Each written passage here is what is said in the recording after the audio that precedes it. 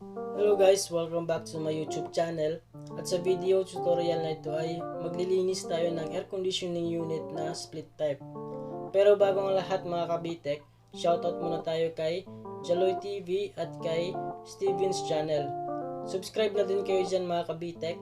Marami kayong matututunan dyan all about troubleshooting and proper maintenance on board. So balik tayo mga ka-Btech. Ang lilinisan natin ngayon ay isang split type air conditioning unit na wall mounted. Pero bago ang lahat mga ka-Btech, first step talaga ay dapat naka-unplug yung power supply ng unit or dapat nakababa yung breaker niya para safe tayo kapag magbabaklas at maglilinis mga ka-Btech. At meron lang siyang tatlong tornilyo sa harapan mga ka-Btech. I-unscrew nyo lang siya para pwede nyo na siyang hugutin. Pero dapat nakatanggal yung pinaka-display niya sa harapan kasi sasama yan sa paghuhugot mga ka-Btech. Dapat nakatanggal yung display niya. So ayun mga ka-Btech, tanggal na yung display niya. At meron lang din siyang tatlong clip sa ibabaw mga ka-Btech. I-unclip nyo lang siya para mahugot nyo na yung plastic cover niya. So ayan mga ka-Btech, tanggal na yung mga plastic covers niya.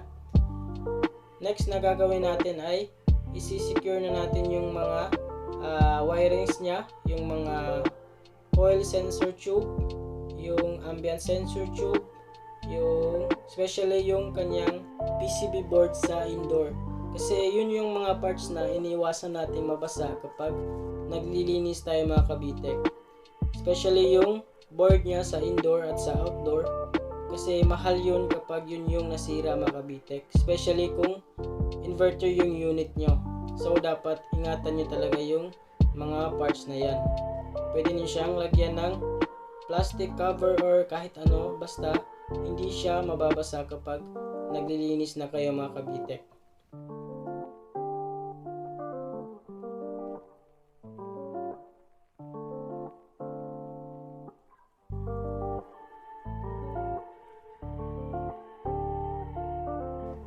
At ayan na yung ating setup mga ka-Btech sa ating indoor. So nakasecure na lahat yung kanyang electrical wirings at mga devices. So pwede na natin siyang buguhan ng ating pressurized water mga ka-Btech. So another tip mga ka-Btech, kung magbubuga kayo ng pressurized water ay dapat puro vertical lang yung strokes nyo mga ka-Btech para maiwasan yung mayupi yung mga fins ng kanyang evaporator coil. So dapat din hindi masyadong matulis yung setting nyo sa nozzle nyo para din hindi madaling mayupi yung mga fins nyo.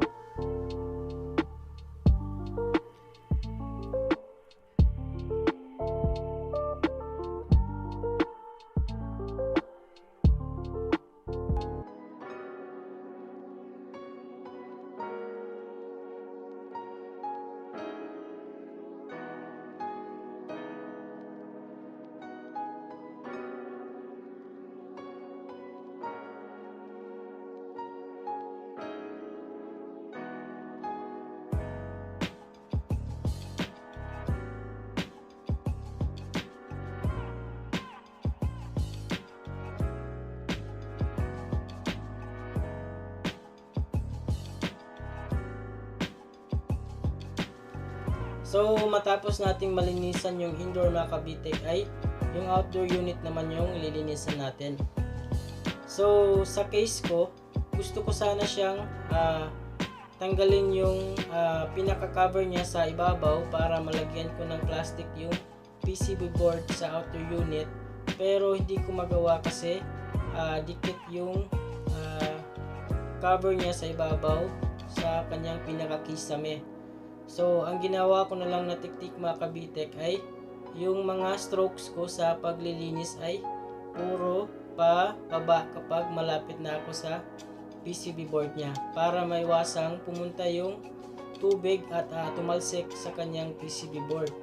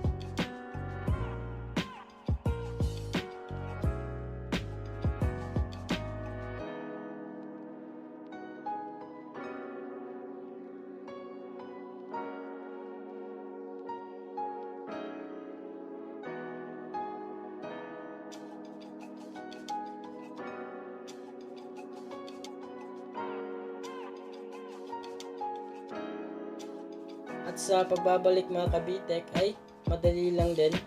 Kung paano nyo lang siya binaklas ay ganun nyo lang din siya ibabalik.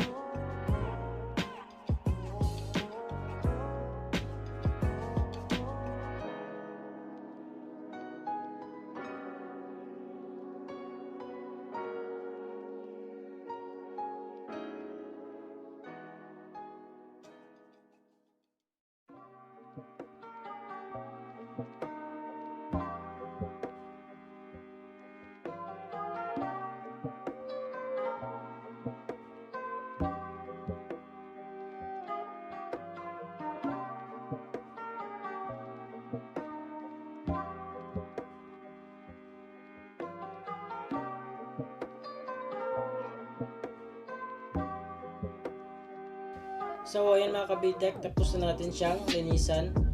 Kung nagustuhan nyo itong video tutorial na to at nakatulong to sa inyo mga ka-Btech ay please huwag nyong kalimutang mag-subscribe, like, comment, and share.